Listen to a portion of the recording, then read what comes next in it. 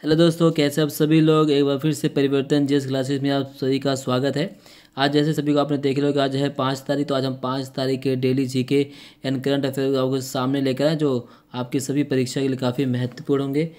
मेरे चैनल पे जो भी नए, चैनल को सब्सक्राइब कर लीजिए, लाइक कीजिए और शेयर कीजिए, ताकि और बेल आइकन को दबाना ना भूलें। चलिए आज के पहला प्रश्न शुरू करते हैं दोस्तों। हाल ही में किस वैक्सीन के प्रयोग पर WHO ने चिंता जाहिर किया है? जी हाँ, किस वैक्सीन पर WHO ने चिंता जाहिर की है? BCG, हाइड्रोफिल और कोई नहीं। तो इसका सही उत्तर है वो है ए, BCG वैक्सीन पर हाल ही में WHO ने चिंता जाहिर की है। तो हाल ही में विश्व स्वास्थ्य संगठन के महानिदेशक और कुछ अन्य विशेषज्ञों ने कोविड-19 से बचाव हेतु स्वास्थ्य कर्मियों को BCG वैक्सीन देने से पहले वैक्सीन पर चल रहे नियंत्रित परीक्षण के परिणामों के आने का इंतजार करने का सुझाव दिया। उन्होंने कहा कि जब तक ये परिणाम नहीं आ जाए तब तक आप किसी प्रकार की वैक्सीन का प्रयोग नहीं करेंगे।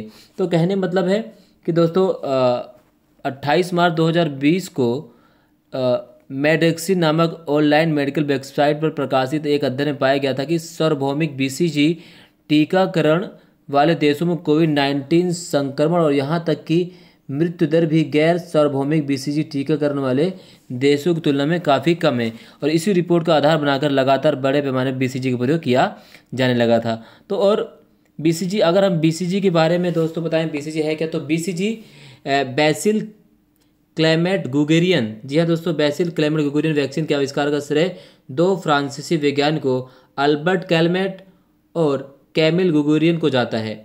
BCG वैक्सीन का पहला मानव अगर परीक्षण किस वर्ष की बात करें तो इसकी पहला मानव परीक्षण वर्ष 1921 में हुआ था। ठीक है दोस्तों।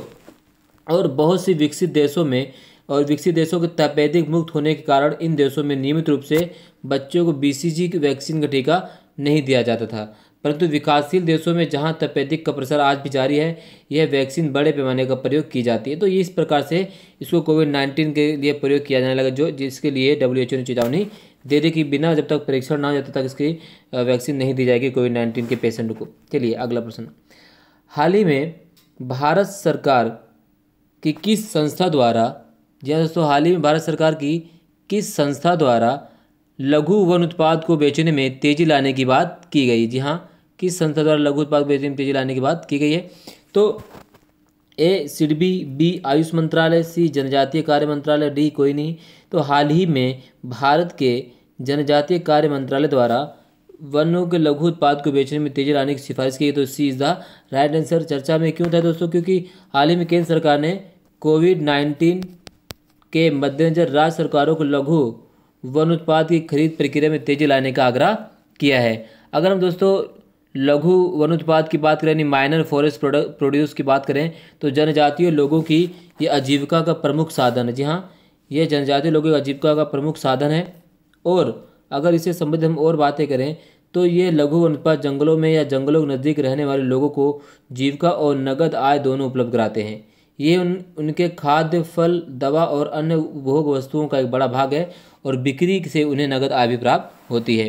तो ये चीज़ें थी इससे महत्वपूर्ण। अगर इसे हम थोड़ा और जानें तो दोस्तों कि प्रमुख 10 राज्यों में लघु वन उत्पाद की खरीद प्रक्रिया शुरू कर दी गई है। साथ ही वित्तीय वर्ष 2021 के लिए अब तक कुल 20 करोड़ 30 लाख रुपए की खरीदी की जा चुकी है और राज्यों ने वन धन केंद्रों को बाजार से लघु उत्पादों को खरीद प्रक्रिया हेतु प्राथमिक खरीद एजेंट के रूप में नियुक्त किया है। तो ये इससे संबंधित कुछ तथ्य थे। अगला प्रश्न शुरू करते हैं दोस्तों।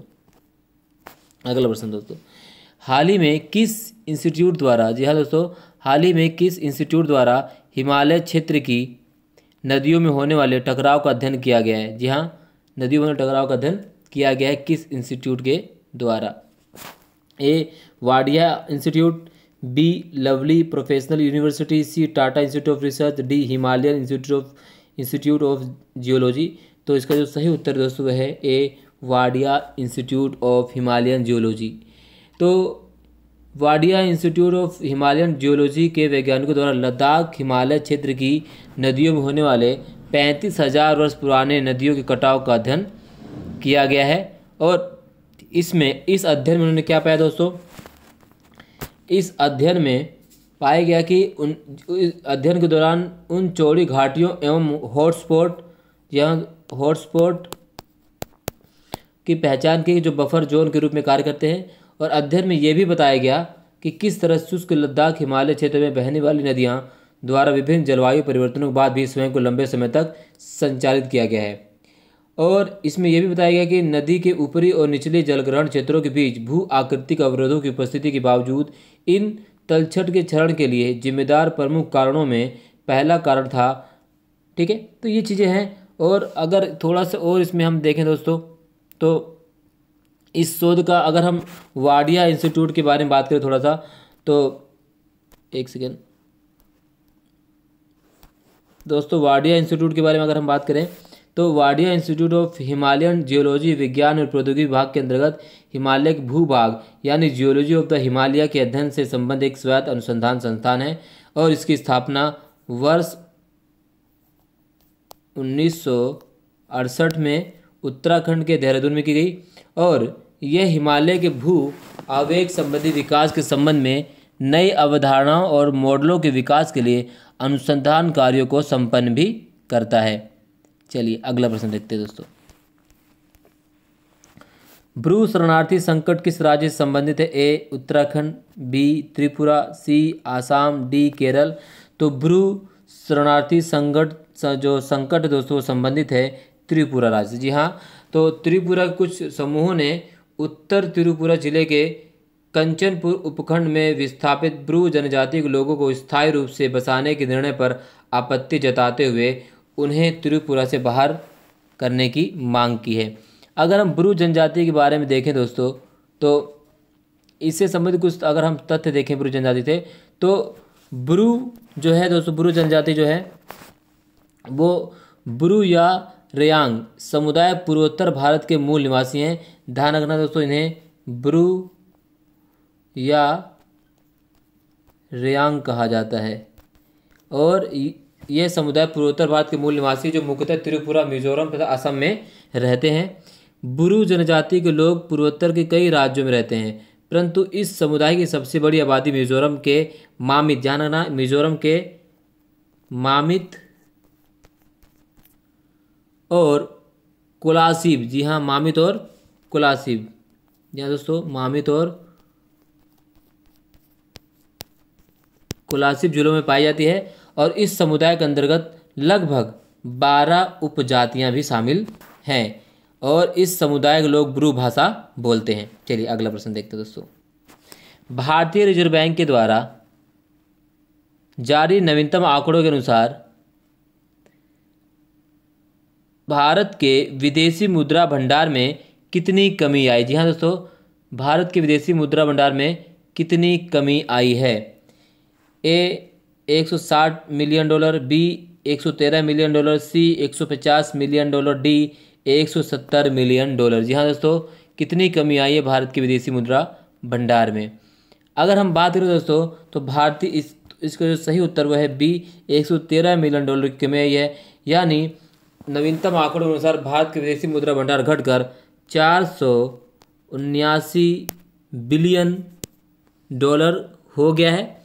और अगर हम विदेशी मुद्रा परिसंपत्ति जो घटकर दोस्तों 441 बिलियन डॉलर से 321 बिलियन डॉलर की कमी हो गई है। स्वर्ण भंडार की बात करें तो स्वर्ण भंडार में 221 मिलियन डॉलर की बढ़ोतरी के कारण अब यह 32.901 बिलियन डॉलर हो चुका है। तो ये काफ़ी सोचने की बात है दोस्तों। अगर हम और इसे संबंधी बात करें तो विदेशी मुद्रा भंडार होता क्या है?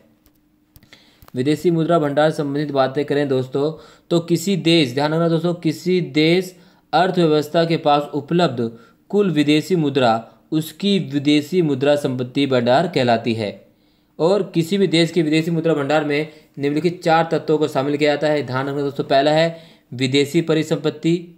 ठीक है, इसमें विदेशी कंपनियों के शेयर, डिबेंचर, बॉन्ड इत्यादि विदेशी मुद्रा में शामिल होते हैं। इसमें दूसरे में गोल्ड यानी स्वर्ण भंडार को शामिल किया जाता है। जी दोस्तों, स्वर्ण भंडार को शामिल किया जाता है। इसके बाद आईएमएफ के पास जो रिजर्व कोष है उसको भी शामिल किया जाता है। और विशेष आहरण अधिकार मतलब स्पेशल ड्राइंग राइट्स एसडीआर को शामिल किया जाता है। अगर हम स्पेशल ड्राइंग राइट्स की बात करें, एसडीआर की बात करें, तो वो होता क्या दोस्तों? तो विशेष आहरण अधिकार को अंतर्राष्ट्रीय मुद्रा कोष द्वारा 1969 में अपने सदस्य देशों के लिए अंतर्राष्ट्रीय आरक्षित संपत्ति के रूप में बनाया गया था। एसडीआर ना तो एक मुद्रा है और ना ही आईएमएफ पर इसका दावा किया जा सकता है। ठीक है, अगला प्रश्न देखते हैं दोस्तों। हाल ही में केंद्र सरकार ने किस राज्य को अफ्रीकन स्वाइन फीवर से प्रभावित सूअरों का इलाज करने की सलाह दी है? जी हाँ, अफ्रीकन स्वाइन फीवर को किस राज्य को सलाह देगी इलाज करने की? बिहार, असम, उत्तर प्रदेश, केरल। तो उसके जो सही उत्तर है दोस्तों वह है B, Assam is the right answer. तो हाल ही में केंद्र सरकार ने असम राज्य सरकार को अफ्रीकन स्वाइन फीवर से प्रभावित सूअरों का इलाज करने की सलाह दी है। अगर हम इससे संबंधित और बात करें दोस्तों अफ्रीकन स्वाइन फीवर के संबंधित तो अफ्रीकन स्वाइन फीवर यानी एएसएफ, तो एएसएफ घरेलू और जंगली सूअरों में होने वाली एक अत्यधिक संक्रामक रक्तस्रावी वायरल बीमारी है और यह एस फ्रेविड यानी परिवार के डीएनए वायरस के कारण होता है। हालांकि एएसएफ और क्लासिकल स्वाइन फीवर सीएसएफ के लक्षण समान हो सकते हैं, लेकिन एएसएफ तथा सीएसएफ के वायरल बिल्कुल भिन्न प्रकार के दूसरे से संबंधित हैं। ठीक है दोस्तों, तो अगर हम डीएनए की बात करें तो डीएनए वायरस में डीएनए जीनोम होते हैं तथा ये मेज़बान होस्ट में डीएनए पॉलीमरेज की प्रक्रिया द्वारा वृद्धि करते हैं। डीएनए पॉलीमरेज एक विशेष प्रकार का प्रोटीन अणु होता है जिसे एंजाइम कहा जाता है और एक एकल स्टैंडर्ड यानी डीएनए श्रृंखला में पूरक क्षारों को जोड़ने का काम करता है। चलिए अगला प्रश्न देखते हैं। भारतीय रिजर्व बैंक ने किस सहकारी बैंक का लाइसेंस रद्द कर दिया? जी हाँ, भारतीय रिजर्व बैंक ने किस सहकारी बैंक का लाइसेंस रद्द कर दिया है? ये भी हाल ही में काफ़ी चर्चा में रहा था दोस्तों। तो किसका लाइसेंस रद्द कर दिया गया है? Yes bank, CKP bank, Canara bank और ओरिएंटल बैंक। तो इसका जो सही उत्तर दोस्तों वह है सीकेपी बैंक। तो हाल ही भारतीय रिजर्व बैंक ने अस्थिर वित्तीय स्थिति के मद्देनजर मुंबई स्थित सीकेपी सहकारी बैंक कोऑपरेटिव बैंक के लाइसेंस को रद्द कर दिया है। तो अब अगर हम बात करें दोस्तों कारण क्या था रद्द करने का, तो सीकेपी सहकारी बैंक का लाइसेंस रद्द करते हुए आरबीआई ने कहा कि बैंक की वित्तीय स्थिति अभी काफ़ी चिंताजनक और अस्थिर है। इसके अतिरिक्त किसी अन्य बैंक के साथ सीकेपी सहकारी बैंक के विलय के लिए कोई ठोस पुनरुद्धार योजना प्रस्ताव में नहीं आई है, इसलिए इसे बंद कर दिया गया है। सीकेपी सहकारी बैंक क्या है दोस्तों? सबसे पहले हम जान ले कि सहकारी बैंक होता क्या है। आप में से बहुत से लोग पता हो सहकारी बैंक क्या है, तो उसको कमेंट बॉक्स में जरूर बताइए। तो अगर हम सीकेपी बैंक की बात करें दोस्तों, तो सीकेपी सहकारी बैंक मुंबई का एक सहकारी बैंक है जिसका मुख्यालय मुंबई के माटुंगा में स्थित है। बैंक की मुंबई के ठाणे और में कुल 8 शाखाएं हैं। और अगर हम मिनिमम कैपिटल की बात करें तो न्यूनतम पूंजी एक अवधारणा है जिसका उपयोग कंपनी कानूनों और बैंकिंग विनियमों में यह निर्धारित करने के लिए किया जाता है कि संगठन को न्यूनतम आवश्यकता के रूप में कितनी संपत्ति रखनी चाहिए। तो ये कुछ चीज़ें हैं जो आपको ध्यान रखना दोस्तों। चलिए अगला प्रश्न करते हैं। हाल ही में किस मंत्रालय द्वारा, जी हाँ दोस्तों, हाल ही में किस मंत्रालय द्वारा परियोजना निगरानी इकाई शुरू की गई है? कोयला मंत्रालय, कृषि मंत्रालय और मानव संसाधन विकास मंत्रालय और कोई नहीं। तो इसका जो सही उत्तर दोस्तों है ए कोयला मंत्रालय। तो हाल ही में कोयला मंत्रालय ने केंद्र सरकार द्वारा आवंटित की गई कोयला खानों के परिचालन को सुगम बनाने की सुविधा हेतु एक परियोजना निगरानी इकाई शुरू की है।